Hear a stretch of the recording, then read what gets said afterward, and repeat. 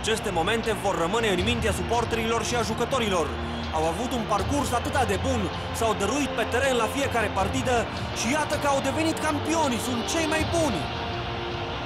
Pentru această clipă au luptat tot sezonul. Pentru această clipă au vărsat atâta sudoare și au făcut atâtea și atâtea compromisuri. Au fost încoronați cu titlul de campioni. E fantastic! Sentimentele trăite de fotbaliști în aceste momente sunt de nedescris. Cred că e un moment puțin ciudat, pentru că da, sunt campioni, au câștigat titlul, dar par să se uite în jur și să se întrebe: ce facem acum? Mulțumesc, Geo, pentru analiza partidei. Rămâneți pe DigiSport. Ionuț Trandafir îl are ca invitat pe marele specialist Marius Banu.